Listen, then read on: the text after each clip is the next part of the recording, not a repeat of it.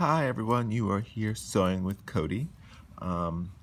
This is the Bernina Stitch Designer series. This will probably be part 3.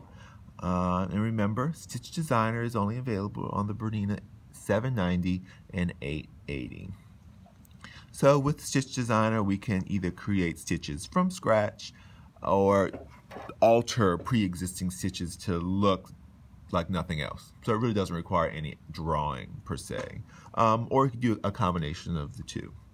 So in today's video, we are going to take this vine stitch that's built into the machine. We're going to turn it to this stitch, and then we're going to take this stitch again and we can convert it into this stitch. So you get 3 different looks from one stitch. Let's take a look. So first, let's go find this stitch. So I think it's probably here. So here it is, stitch 112. So this is the original stitch, which you can see right here. So we're going to go into Stitch Designer. So with this stitch, we are going to, in the previous video, we took a stitch and we made it bigger than the 9mm parameters. Here we're going to keep in that 9mm parameter. So you can do it on any 9mm stitch width machine. So this is our original stitch, and you can see how it looks here. So I want to zoom in just so I can see a little better, but as you can see, it cuts off part of my design. So something that we haven't talked about yet is the little hand function. This, which is a similar function that we've seen in our machines, we can click on this, and then we can click anywhere on the screen and then scroll to see certain parts of the stitch, because sometimes you'll have to zoom in to be able to see close-ups, but then you don't get to see the entire design. So by having the hand selected, we're able to scroll through the entire design if it doesn't currently fit on the screen. So here's our original stitch. So first, let's create this stitch, the open leaf stitch. Be a little easier to start off with.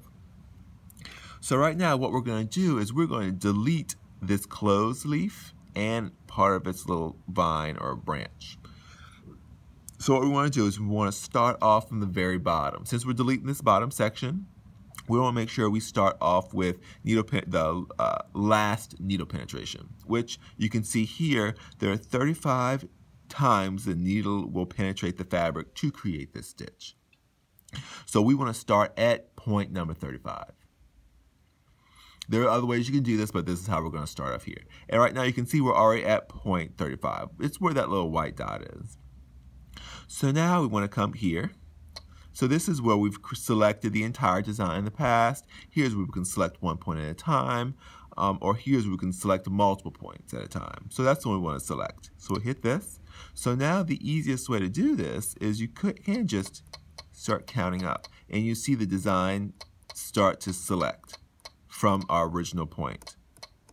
So we want to keep going until we get here. So basically for this design that has 35 needle penetrations, we want to go to needle penetration number 11.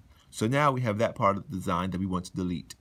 So now let's hit the trash can and delete that part of the design. So here's our new design, and remember my motto is it's never wrong, it's just different. So here is a new design. If this is the stitch you're looking for, then perfect. This would be a great stitch to stitch along the seam, where it would create this little leaf effect just on one side of the seam. But that's not the stitch, that's not our end goal, that's not what we're looking for. But you can see what it currently would stitch out. So now what I want to do is I want to select that entire portion of the design. So we'll come back here and we're going to select all. So now you can see it turns blue. So now let's make a copy of it. So we've got 2 pieces to work with. So now we can see that bottom piece that we copied is already blue. That's perfect. So all we want to do now is want to mirror image that. So we'll hit mirror image, and now we've got a mirror image of that top piece. And this is the design, that open leaf vine that we wanted to create. It's as simple as that. Now you want to make sure you hit the check mark, and that temporarily saves it and brings it to the screen here. So now we're ready to stitch it out. In previous videos, I've shown you how to save a design, but I'm going to show you how to save it again. you'll find in my videos I have a tendency to repeat a lot of things. That's just repetition, helps you remember, and I can never remember exactly what I put in every video. So we're going to be a lot of repetitions in a lot of my videos. So here's the design we created. Now I want to save this design. Super, super easy. You've got the little heart over here, so hit that. And then see you have the option to retrieve a design, and an option to save a design, and an option to delete a saved design. So I can hit save, the center one. And I do have the option to save it on the machine, or I can save it to a USB stick. So if I'm creating a stitch for a friend who doesn't have a 780 or 790, she may have a 770, or he may have a 770. So you can click here, put a USB stick in, save it on a USB stick, and then your friend can have the stitch that you created for them. But we're just going to save it on the machine. So what you can do is you can designate a folder, and on my machine I've designated, not on this one, but on mine I've designated in folder number 4. So in folder number 4 on mine, it has all the stitches that I created. So I know off the bat that all the stitches I created will be in folder number 4. This one should be empty. Yep, so there's the stitch I just created. So you have the option of either clicking the stitch or hitting the check mark. Both options will save the stitch into that folder. So now I want to go, so here we just created this stitch, and that's exactly what it looks like stitched out. So now we want to go and create this stitch.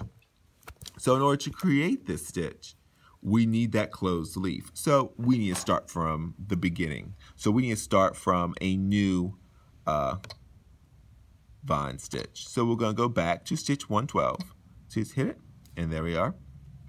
So there's our stitch 112. So let's go into Stitch Designer, and now let's delete the top portion of this design. So the easiest way to do that is, one, you need to come here to be able to select our point. Then we're going to want to go and select the first point.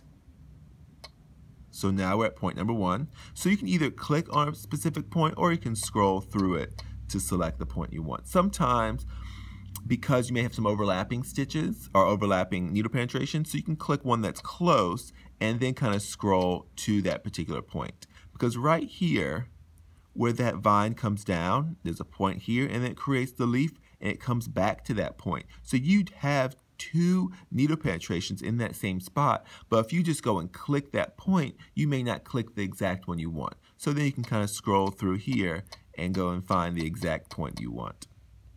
But let's go to needle penetration point number 1. So now that we're at point number 1, let's go and select that first leaf. And we're going to delete it just like we did the bottom portion. So we are at the first point, then we'll come here and go to this icon to be able to select multiple points. So we select the multiple point. Now we can just scroll down until we come here. So now you can see we're at needle point number 11, just like where we were the first time, except it's the first 11.